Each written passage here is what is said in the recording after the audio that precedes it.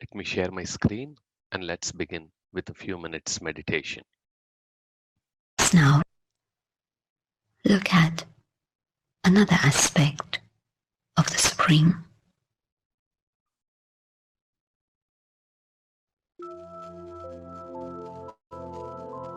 In the awareness of I, the Eternal Soul, in the presence of the Supreme Being, the being of light,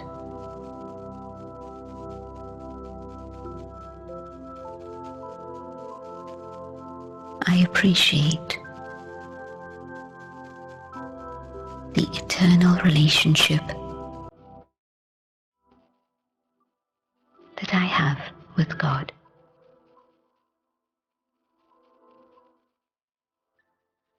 In all other connections, there has been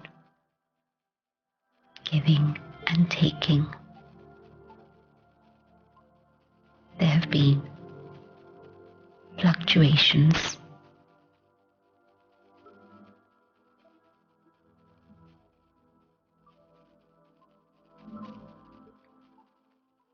And in this relationship,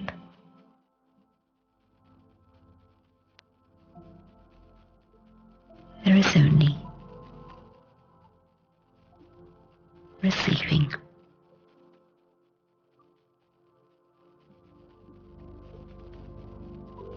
In the presence of God, I can feel the ocean just simply giving, and I, the child, receiving from my Father.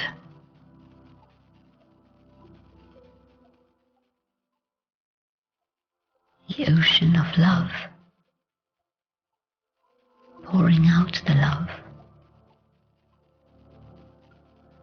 and I, the child, absorbing this love.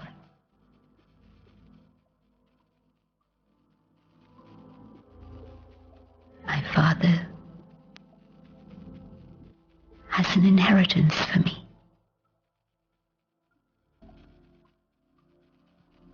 The inheritance of joy.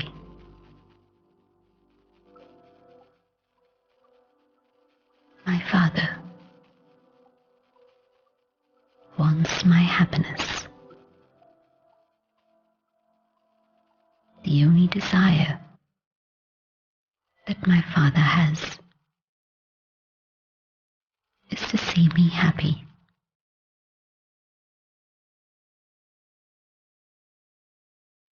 And in the presence of God, I claim the property of happiness as my birthright. And the power of this happiness enables me to transcend all trace of sorrow. And I keep this joy within.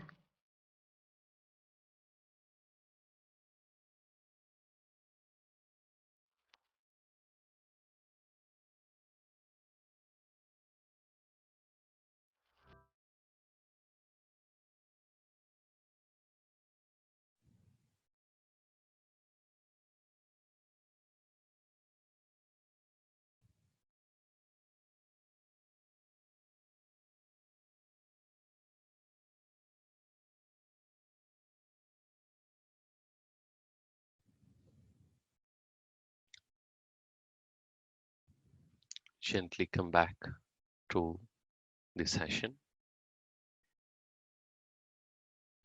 So today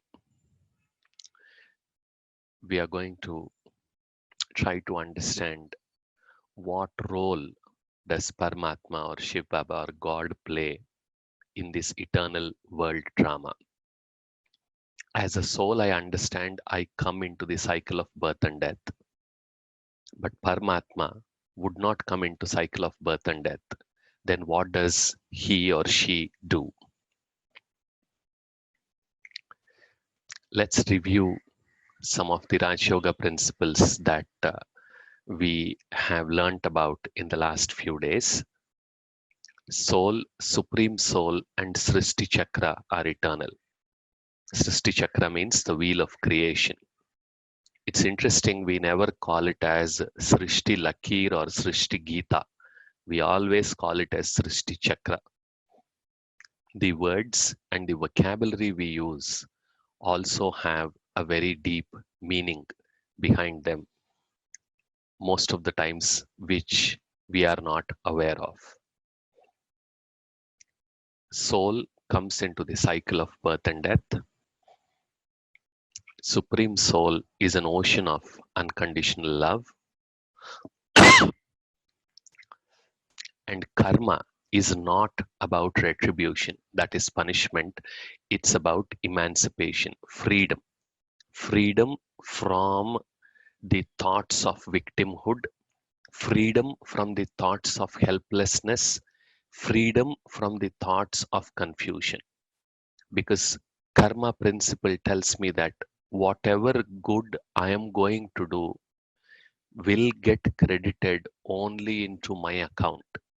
Whatever effort I'm going to make on myself in this life will stay with me even in the next life. For whatever reason, even if I am not able to see the results of my effort in the current life, I that effort will never go waste. And this is one of the most beautiful insights of karma that makes us love the life rather than move away from it. That's why karma is a tool for emancipation rather than retribution. Unfortunately, in the popular culture, karma has been understood entirely opposite. Because when I change the way I look at things, the things I look at change. When I start looking at myself as a soul, then karma becomes a tool, a law that is making sure that what is mine can never be snatched away by anyone. And as we move forward and learn a lot more about Paramatma, about God, about Shiv Baba, and the relationship between God and the soul, you might hear few things today that you might have never heard of, or those points that you never thought of would be possible. So, as I have been saying, whatever your feelings are, they are genuine, they are natural. I'm not going to question those, but the only suggestion I have is be patient, be open, and don't just outrightly reject something. Because I know the kind of feelings I went through when I heard what you are going to hear today. And it took some time. It took a few weeks for me to internalize what I was hearing and then continue on this path. So it was a life transforming event, but that transformation took some time for itself to become obvious. So that's why, from experience, I'm saying don't outrightly reject these things. Definitely be skeptical, be patient, be open, but please don't get confused. Good. So we talked about the eternal world drama, and in the Raj Yoga, as I said, you will be introduced to quite a bit of new vocabulary, and one such word is kalpa. So one full cycle is known as kalpa, and God or Shiv Baba is the custodian of this eternal world drama. Most important. That is the role he plays. Because once the soul comes into the cycle of birth and death, you need somebody who is beyond the cycle of birth and death, who can align the creation and the souls in such a way that we become ready for the next cycle. As we discussed, anything eternal must be cyclic. It can never be linear. And those of you who are students of physics or from engineering or from mechanical engineering who explored this topic of thermodynamics or entropy, you can bring that and then map it to this principle to understand. Because if it is eternal, then the system needs to renew so that it can run for one more cycle. So it is Shiv Baba who is present outside this cycle, who would enter the system, renew it, and then take us back to our sweet home so that the next cycle can begin. And in Rajayoga, we believe that the current time that we are in is not Kali Yuga, but the confluence age. Confluence means where we meet, where the Atma meets the Paramatma, and where the for the next cycle meets the current cycle. So, in order to start the cycle once again, God plays his role by descending onto this earth for restoring the world to its pristine, pure form so that the creation is ready to run for one more cycle.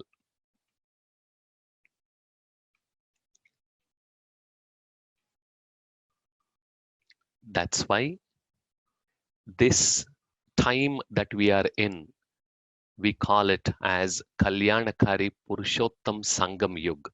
Each word has is very, very meaningful. Kalyanakari means that which is auspicious, that which does good. Purushottam means when the soul realizes who the soul is and becomes the best that the soul can become. Quite often in popular jargon, when we say Purush, we ascribe that Purush word with gender. No. Purush means Atma. Very important. That differentiation is very important. When we talk about Prakriti and Purush, we are talking about the nature and the soul. We are not talking about some gender. Because whether you are in the body of a woman or a man, you are a soul, you are a Purush. So, this is the time when each soul becomes Purushottam. That is the best the soul can become with the power, with the relationship, with the unconditional love from the Supreme. And it is during this time that God descends onto this earth and he meets his children. We call that as Sangam. So, Kalyanakari Purushottam Sangam Yug is what we label the current times as. Yes, in terms of sorrow, it is increasing. In terms of confusion, it is increasing. But this is for those who think that they are in the Kali Yuga. But when we realize that I am a soul and I am the child of that Supreme Soul, Param Atma, and this is the opportunity for me to draw that power and become the best that I can become, then the same Kali Yuga becomes Kalyanakari Purushottam Sangam Yuga. Once I change my perspective, my perception and my experience also change. conscious.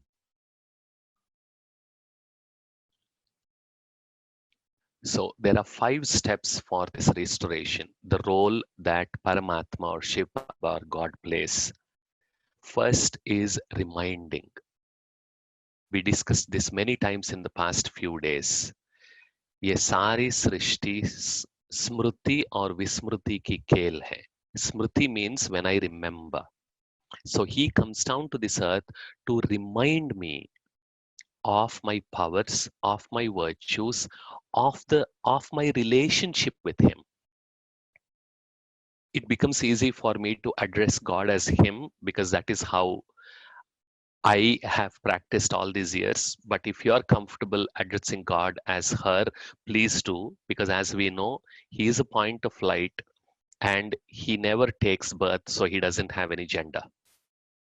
Just in conversation, we use that gender specific word instead of calling God as it, because he is Chaitanya, hence we do not address him as it. So God comes to this earth to remind us souls about our own capabilities and the best that we can become. That is reminding. That is the role only he can play because he is the one who lives beyond this cycle. And whatever is going on in this cycle, he knows. And when we reach the fag end of the cycle and the soul is exhausted, he comes to remind us about our power. So the first step in that restoration is reminding. And those of you who have been following right from day one, we have discussed the 4+1 framework of Rajayoga. It was the 4 subjects are Gyan, Yog, Dharana, Seva. That Gyan is the knowledge, and that is what he gives to remind us about our capabilities. Yog is reflection, and as we started practicing, it is also me connecting with the Supreme so that I can realize my own powers and I can draw that unconditional love from Him. That is the second step, reconnect, Yog. Yog means Jodna, that is to connect.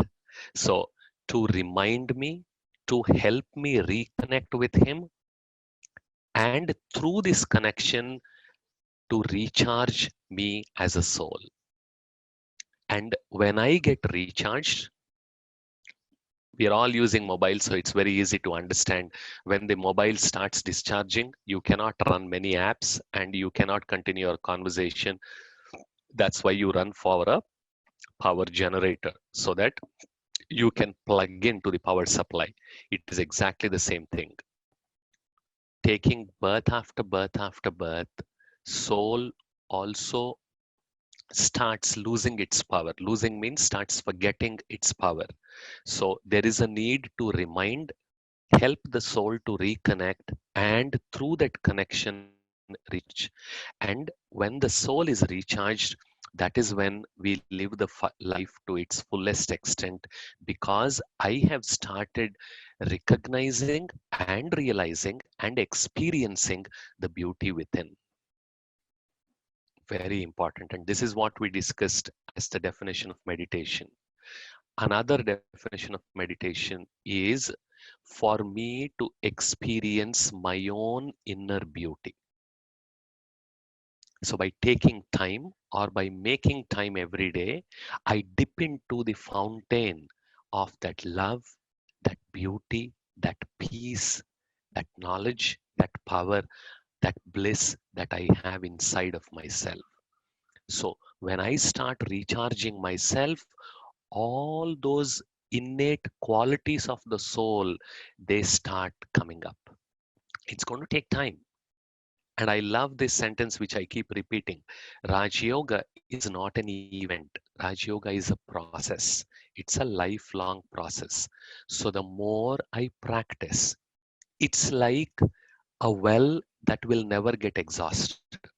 You have the source on the top, you have a well inside.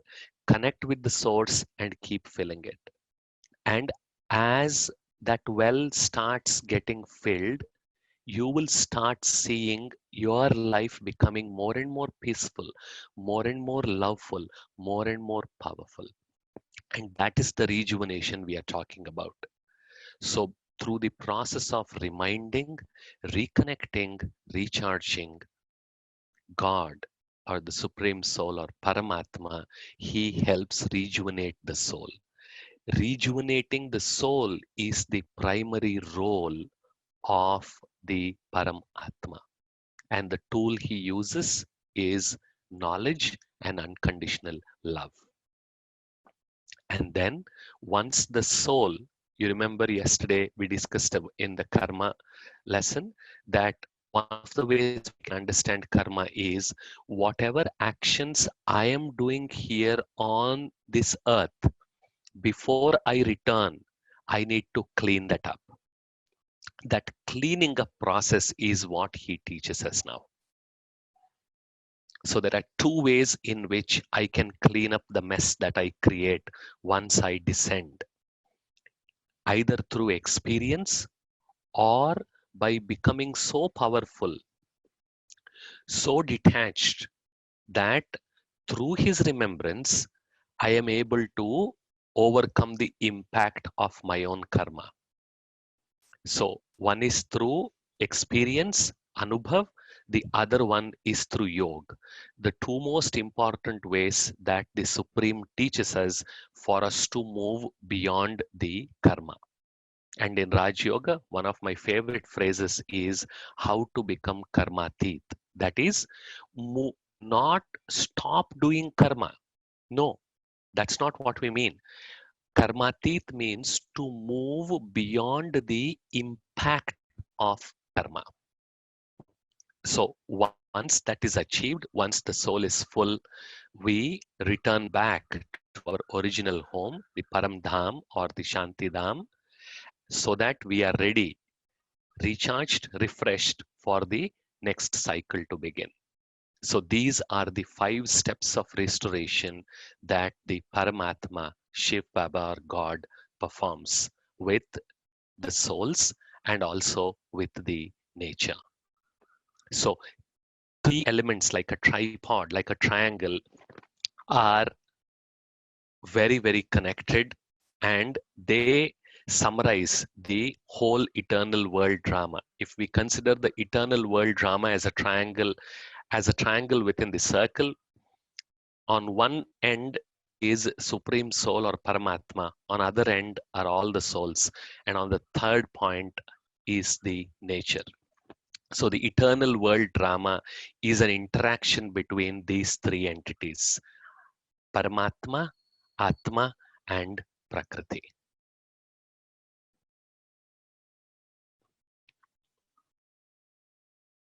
Now, what does Shiv Baba remind? As we discussed, he reminds us about our capabilities, and he reminds us how I can recharge myself. Very, very important. Now, here is a beautiful insight that I learned as a part of Raj Yoga, wherein we, if we consider God Almighty also as an ocean of justice, we consider him as the pinnacle of justice. If he is just, then he cannot be partial. He cannot show partiality to any of his children because he loves all of us equally. That is why, like a very good teacher, he comes and reminds me how I can reconnect and how I can recharge. Let me take a small digression to remind you the role that God plays so that we don't get disappointed. You have two schools.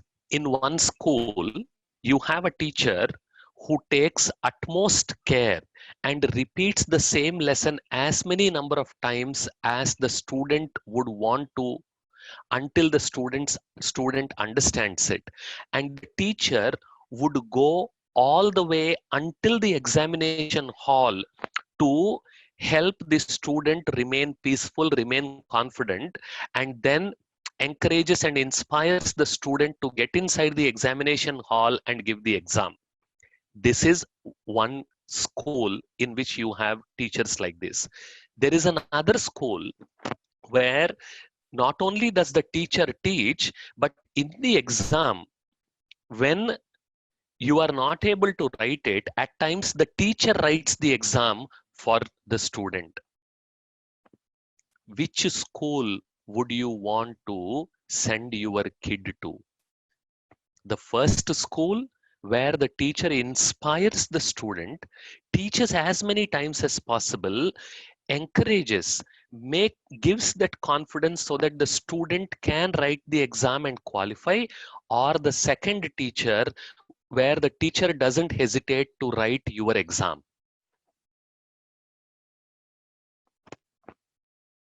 Natural, it's a no-brainer. We would want our kids to go to the first school.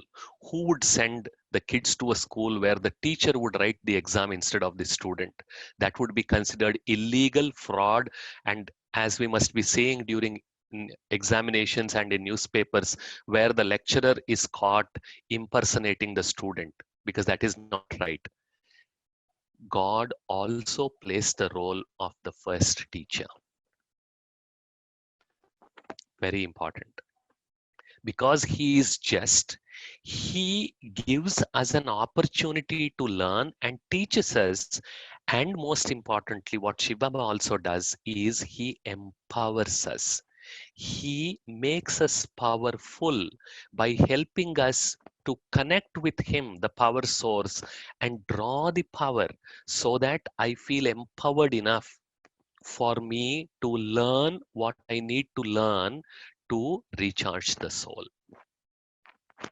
So this slight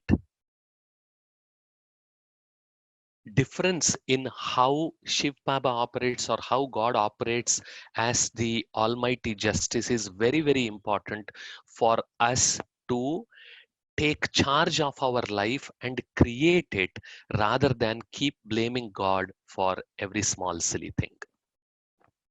Now, that is what he reminds us. He reminds us of this eternal world drama, of the role he plays and of the role I play. Now, how does Shiv Baba remind? How does he do that? And we need to remember, he being the custodian of this universe, of this creation, he will never go against the principles of the nature because he himself respects the natural laws. And we respect and admire that leader who also follows the rules that he or she himself might have laid down. So whatever natural laws the nature follows, Shiv Baba respects those. And remember, he is bodiless. He does not have a body of his own. And from yesterday's lesson, we also learned soul, in order to experience the nature, which is one of the qualities of the soul, to express the soul's qualities and to experience the nature, soul needs a body. Similarly, Shiv Baba, Paramatma, who does not have a body of his own because he never comes into the cycle of birth and death, also needs a human vehicle to be able to communicate with us souls who are currently in the human form, who have taken the human body. And that is where he chose as his vehicle this person. And his name is Dada Lekraj, and he descended into the body. He incarnated into this person called Dada Lekraj, who was a prosperous diamond merchant in Pakistan, Sindh. That was pre-independence era in 1936. And he gave his own introduction. And these were the first words spoken by Shiv Baba in this cycle through his instrument, that is this person called Dada Lekraj. Nijananda Rupam Shivoham Shivoham Prakasha Swarupam Shivoham Shivoham Gnana Swarupam Shivoham Shivoham. Nijananda Rupam Shivoham Shivoham. I am the true bliss. I am Shiva. Prakasha Swarupam Shivoham Shivoham. I am the light. I am Shiva. Gnana Swarupam Shivoham Shivoham. I am the embodiment of knowledge. I am Shiva. And he had kids, he was married, and he was running a very prosperous business.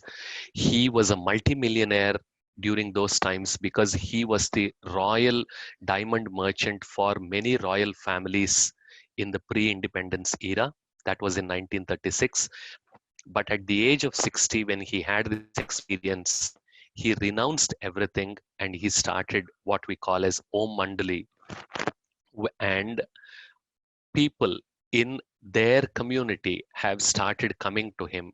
And when he used to chant Om, they would completely become soul conscious and get lost in the bliss of the God or of Paramatma. And through them, he started this organization of Brahma Kumaris. That's why we call it as Prajapita Brahma Kumaris Ishwariya Vishwavidyalaya, a university that has been started by the Supreme himself. And they stayed in Pakistan until the independence. And even after independence, they were still in Pakistan. And when the situations were getting worse, in 1950, they moved out of Pakistan, Sindh, and they moved to Mount Abu in India, in Rajasthan.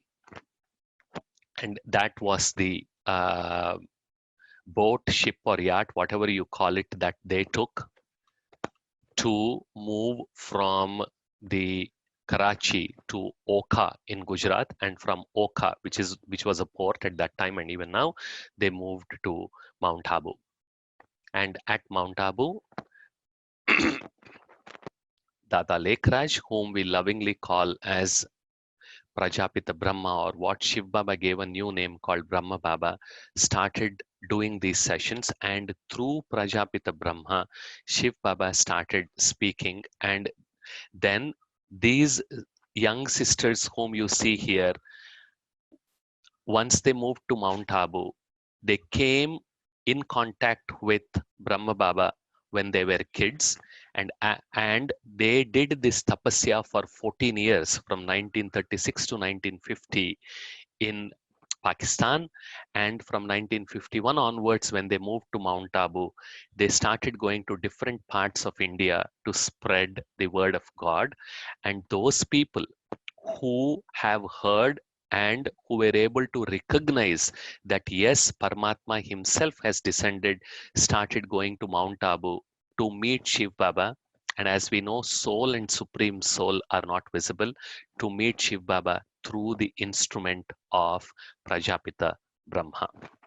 So this is one such picture where he is speaking with some of those people who came to visit him from all over India. So that's why we lovingly call this instrument of God as Brahma Baba. Brahma, who is the progenitor of the mankind and who is the harbinger of the new cycle. And he left his body in 1969 when he was 93 years old. And he has been one of my inspirations, one of my idols, whose life story convinced me to take this path of spirituality and to continue practicing Rajayoga all these years. Very, very humble, very, very surrendered soul whose love for God knew no bounds. He was a multimillionaire in those days. He earned hundreds of crores of rupees because he was a preeminent diamond merchant. He surrendered all that money to this yagya as soon as Shiv Baba or the Supreme Soul directed him, saying, "You will be my instrument to rejuvenate the souls and this world." and then he surrendered all that money, and for 14 years he took care of 400 people who were the original people who started this organization. 14 years he took care of them, and then they moved to Mount Abu. And I would encourage each one of you, take your time, whether you are convinced or not. Even if you want to just read it as a book, we placed his life story under the books folder in the same shared folder that you have access to. And those who are coming for the first day, that's the URL which you can go to, and then you will have access to the meditation resources under which we placed the book subfolder in which Brahma Baba's life story is given both in Hindi and English. And if you know Hindi, I would encourage you to read it in Hindi. I lost the count when I was given that book by my meditation teacher who introduced me to Rajayoga 26 years ago. I lost count how many times I had tears in my eyes going through that book, trying to visualize the kind of love that Brahma Baba had for Shiv Baba and the kind of relationship that both of them had. So it's a beautiful experience. I would encourage each one of you to make time to read that book. It's both in Hindi and English. And if you know Hindi, please read it in Hindi. And after Brahma Baba left the body, naturally Shiv Baba would still need a human channel to be able to communicate what he wants to communicate. He chose Dadi Gulzar, one of the earliest kids who came to Brahma Baba in 1930s, and she is the current chariot for Shiv Baba to remind us, so that through that knowledge that he is giving, we can start recharging and rejuvenating ourselves as souls. And for those of you who are interested in knowing a little more about the beginnings of Brahma Kumaris, this is the URL. And I would encourage Kratiban to type this URL in the chat for all of you so that you can copy and paste it. And there's a very nice video about which a 20-minute video which summarizes the beginnings of Brahma Kumaris. I would encourage you to take some time and watch it. And this is the URL. And you can also read the story of Brahma Kumaris at this URL. How did it all begin and how did it grow to its current size of spreading to about 140 countries? And now this is a question some of you must have got. Where did Balabai get all these insights that he has been sharing over the last 7 or 8 days? Whatever the science related aspects that I have shared with you are a part of my study that I have been doing for the past 20 plus years after I started learning Raj Yoga. Because my desire to know whatever I learned from Shiv Baba through Raj Yoga as a part of my spiritual training, I wanted to understand what does the modern science have to say about it. Is there any relationship between the truths that I am learning as a part of my spiritual training through Shiv Baba and what the science is observing, researching, and documenting? And when I started reading and when I started mapping the two, you can understand my joy. Whatever I was learning here and whatever I was reading here, it was beautiful how the profound insights that Shiv Baba was giving me through his vehicle of Prajapita Brahma and Gulzar Dadi. It was so beautifully mapping because it was not only just mapping intellectually, it convinced me that this is the path I need to take because this is the path where I, as a soul, can start regaining my past glory and my past capability.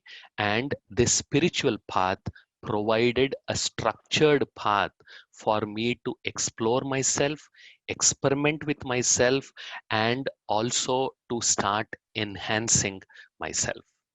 That's why I said it's not an event, it's a journey. And whatever Shiv Baba speaks through his instruments, we call that as Murali. Murali means flute in Sanskrit, and that is the celestial song of Shiv Baba.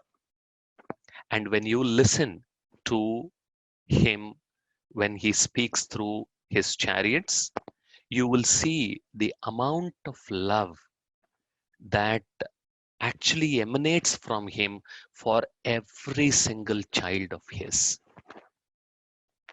And that is the experience I can never forget that I had when I was listening to the first Murli. I did not have much of these insights when I sat for the first Murli, because I went through the 9 days course that you're going through in 3 days. And then the teacher said, now you listen to Murli. So I started listening to Murli. I didn't understand much of it. Don't worry, you don't have the problem because we will do the hand holding for you.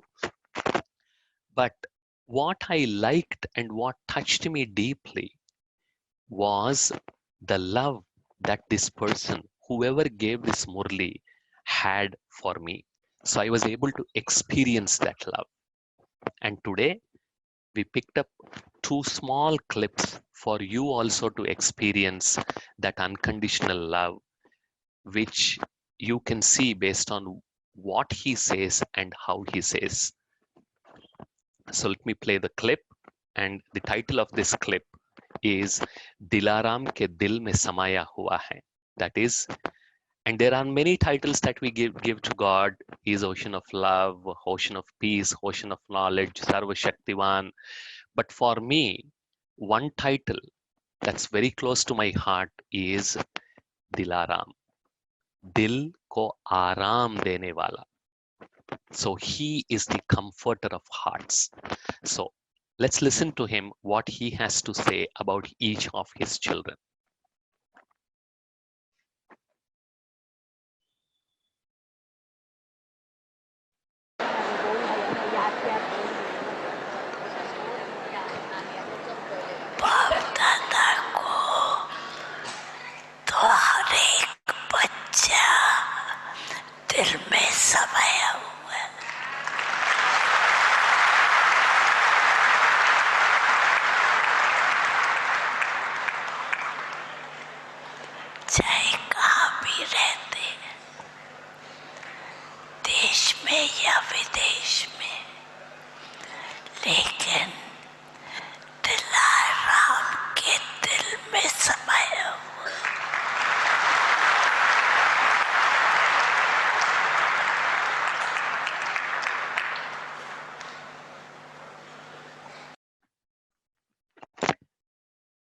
So when I spoke about that unconditional love, when he comes into the instrument, he expresses, because he also needs this human body to communicate. That's where I said he respects the natural laws. That is the kind of love that sustained me all these years, that is still sustaining me. That is the beauty of Rajayoga. So when does God also enjoy? When does he feel really good when he watches his children? What is it that his children need to do? Let's listen to him.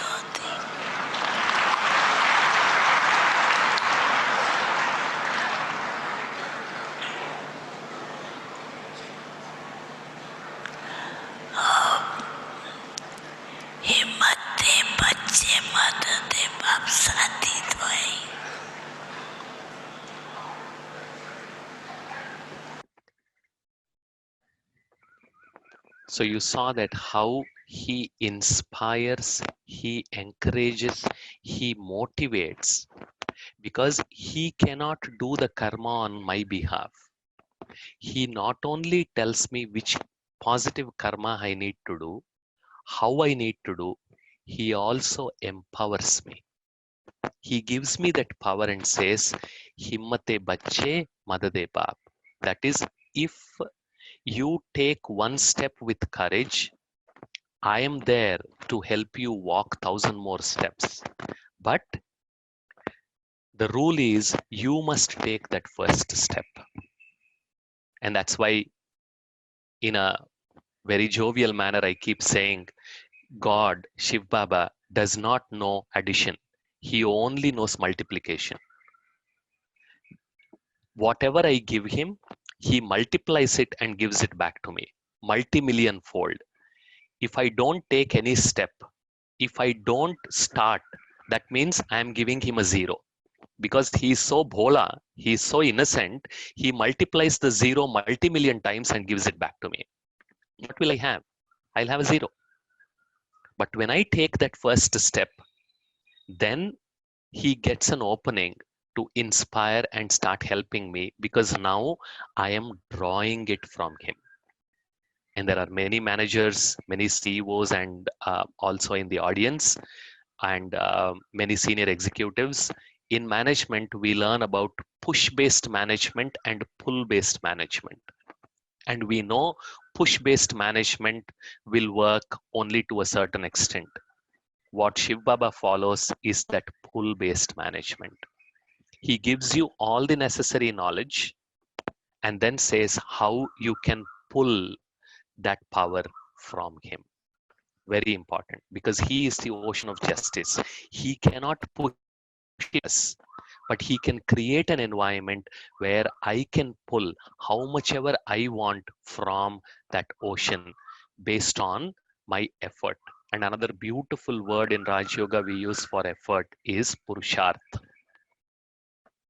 Whatever I do, पुरुष के अर्थ करने वाले कार्य को पुरुषार्थ कहा जाता है.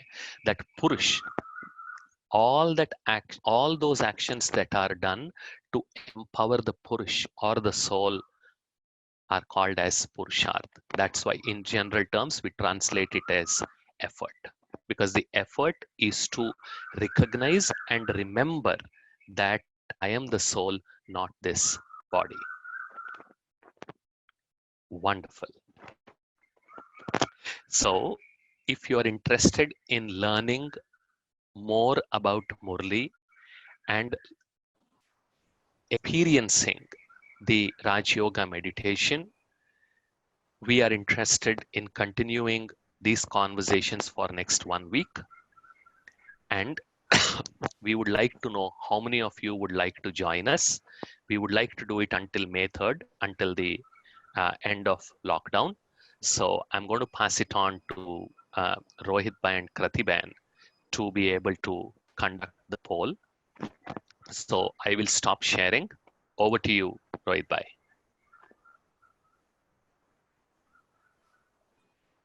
Okay. Firstly, I would like to thank all the participants to attend all the sessions sincerely and for sending their kind and positive feedback.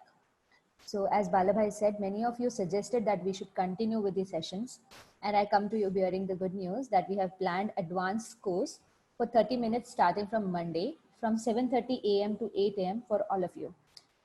Now, for us to better plan the advanced course, we request you all to please take out a minute and fill the poll at the link bkitwin.org/feedback. Please take out a minute and do it right away. So let me share my screen again.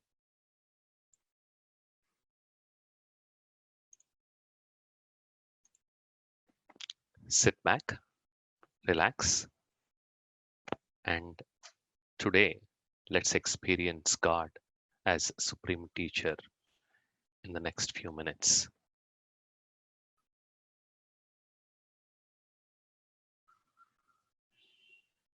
Relationship which has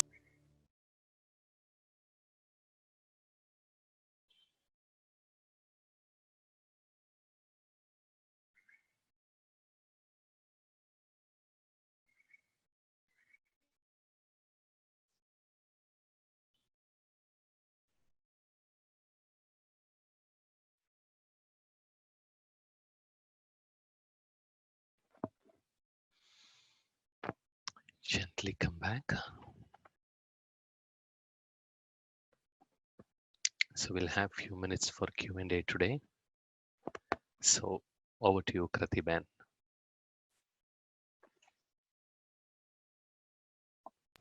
Yes, thank you, Balabai. Let's start with the Q&A. I request all of you to please send your Q&A questions on the chat box at BK Krati. Meanwhile, Balabai, we have a few questions. First is why women are known as more kind and compassionate as compared to men, although Atma is same. As we said, the conditioning and the perspective with which you look at starts impacting the soul. So the interaction between the body and the soul is very, very profound. How the social conditioning, how you are brought up, how you see what others are doing. So soul has all the qualities inside because it just soul, there is no gender. But depending on the kind of the costume you get, those specific qualities become predominant because that costume allows you, with the kind of environment and the conditioning that you are, to emerge those qualities. You will also see the some men who are very, very sweet, very, very compassionate. It is not that they are not there. And you will also see some women, some of them again, who sometimes you feel that this is not the qualities we want to see in a woman, because they are also so rash and that kind of quality.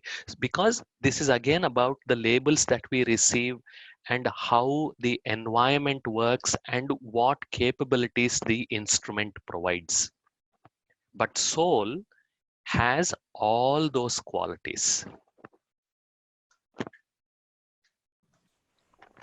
Okay. And yes, nothing stops the soul in the male body to start becoming more compassionate, more tolerant, more loveful, more patient.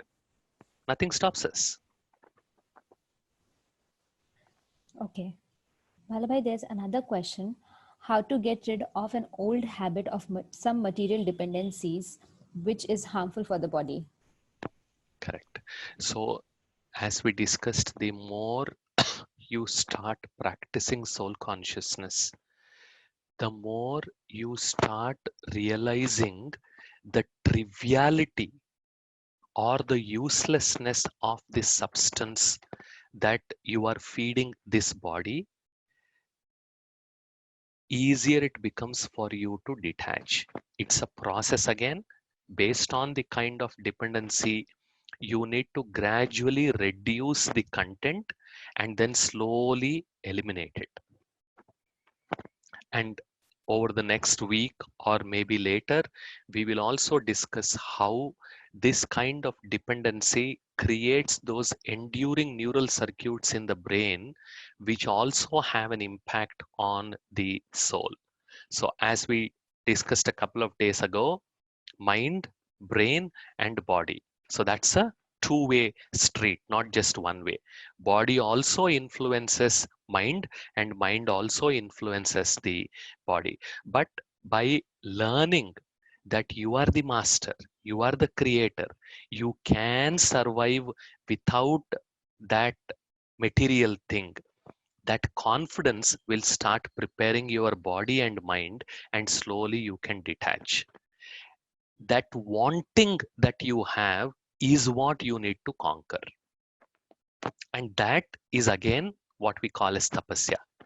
It takes time, it takes effort, but you need to be relentless. Then you can definitely let go of any of those substance that you are dependent on, because when you feel it, when you become emotional, when you make a decision through your heart, then your head will fall in line. One of my uncles was a chain smoker, and when his kid was about 4 years old, his kid was watching him when he was smoking, and that hurt him very, very deeply. He said, I never want my son to become a smoker like me. He was a chain smoker for more than 20 years by then. That day, the decision he made for the sake of his son, he never touched a cigar. It's been about 25 years now. He never touched a cigar since then. Never even once. No withdrawal symptoms, nothing. Because when your heart is convinced, then your head will follow suit. Okay, Balabhai, we'll take just one more question. This is love is psychological, body is physiological. How do you measure love? You can't measure. All your emotions, there is no scale. That is why science only takes your subjective assessment. Pain, love, peace, contentment, confidence. Where is the scale? Where is the scale? Should I say today I experienced 1 kg peace? What measure are you going to use? Or should I say today I need 2 liters of confidence? Anything that is purely subjective cannot be measured. That is why even in psychology, they will only ask you a scale. In a scale of 1 to 5, can you please rate your pain?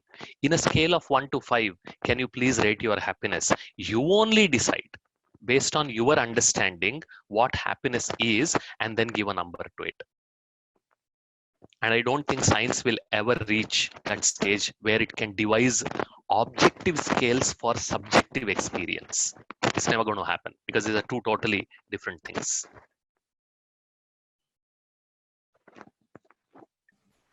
Okay, Balabhai, I think that would be all for today. Thank you all for joining this session. Please, I request you all to please send your feedback again on the link bkitving.org/feedback for us to know how should we take the advanced course further. And anything you would want to add, Balabhai? There's one person called Rahul who raised his hand, and there is, Okay. so maybe if he might want to type his Um, question because we well, have another two. Yeah. actually, next session is gonna start early Okay. today. Okay. Sure. Thank you. Thank you very much. Om Shanti. I'll see you tomorrow morning.